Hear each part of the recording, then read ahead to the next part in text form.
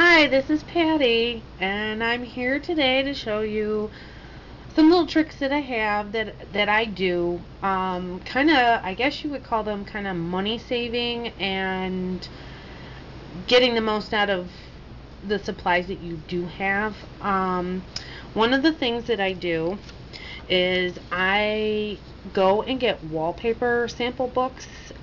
Usually, like after January of every year, your wallpaper stores get rid of the old books because they get new books in. So you're gonna want to like start looking for them like the end of January all through spring.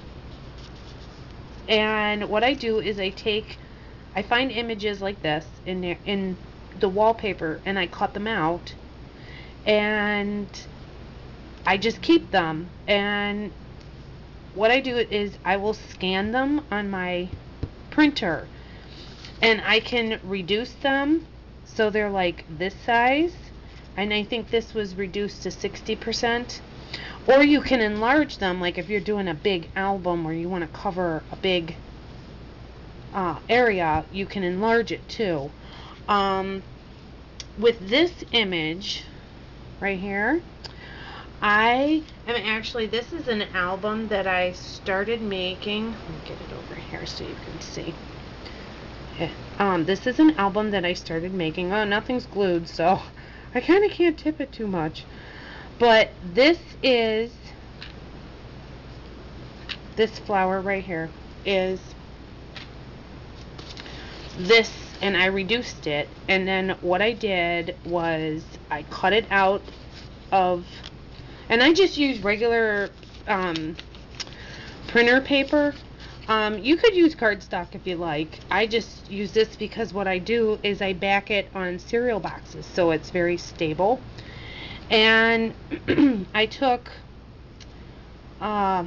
glossy accents and some stickles and I just kind of went all over the whole flower, and then I took some diamond dust and sprinkled it on where the roses are. And that's going to be part of my cover, and I'll cover the back with like just plain paper of some sort because it will stick off the edge of my album a little bit. Another thing I like to do is I have some old Stampin' Up stamps, and this is a window, and it's kind of small. And what I do is I stamp the image onto cardstock. So there it is stamped, and I color it the way I want it. And then what I do is then put it through my scanner. I don't know if you can see that. There we go. Put it through my scanner at 180%. So I enlarged it to make this bigger window. And this was also a stamp. I did the same thing. I stamped them, colored them, and then I ran them through my printer at the same size as I did the window. And this is going to be really cute because this is actually going to go in a album that I'm making. It's a country album for a friend. We're swapping albums, but I thought this was really, really cute, and I just put a piece of lace back there. And she can put a picture right in here. And I don't know, I think it's cute. And I haven't used these stamps in like forever because I use the acrylic stamps, and I have a lot of like old Stampin' Up, and they were like a lot of country stamps. So I thought, how can I use these? And the window was a little too small, so I played with my scanner and enlarged it so I could use it. And I'm actually using these stamps more now because I can do that. You can do it with any stamp. You can also take stickers. Like if you have a sticker that you really like, you can take it and stick it down on a piece of paper and scan it and enlarge it or shrink it or whatever, or make copies of it, and your stickers will go a long way. And all I do is I keep all this stuff, like all these flowers that I cut out of the wallpaper, and now this will just go into a little plastic container, and if I need them again, I just take them out and I can scan them. So it kind of saves you money because you're not buying a whole bunch of stuff to work with.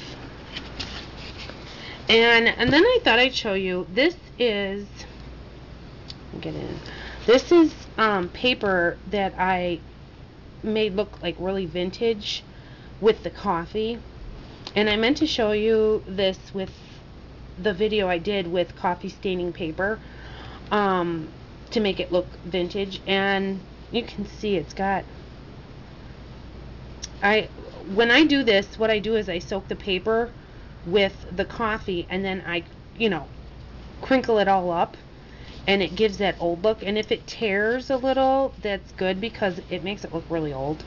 And then what I did is I took a little bit of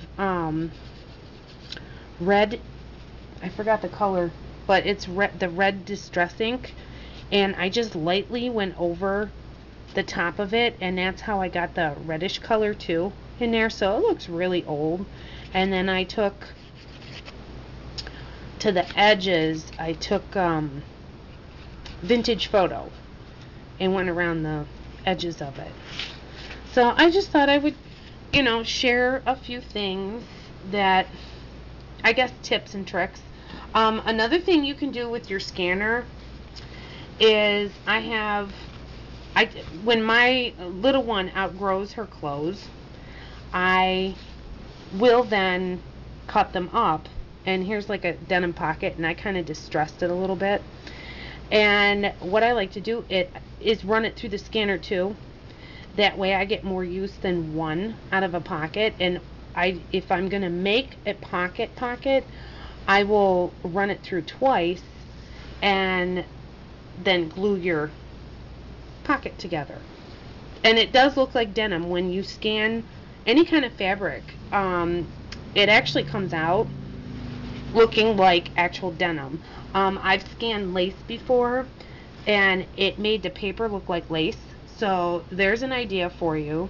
I've scanned chicken wire, and it gives a really cool effect on paper if you're looking for, these are like a lot of country style that I'm doing, because like I said, I'm doing an album for a friend and she likes country.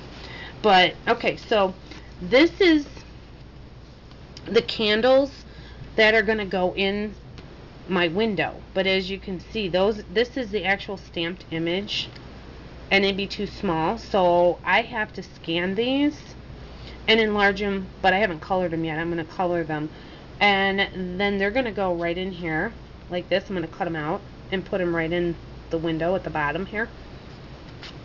So, but this is what I do. I'll just, like, small objects like the curtain up here, I stamp them however many times I need them, and then I cut them out like this, and because you do want some space around where you stamped, and I color it, and then I'll just keep this and reuse it. So I just thought I would share those little tidbits with you today, because I really didn't have anything that I am finished making that I want to share with you. I really don't have any more fun techniques that I've come up with, but I'm working on them. So hopefully maybe next week I'll have something new to show you. Thanks for watching.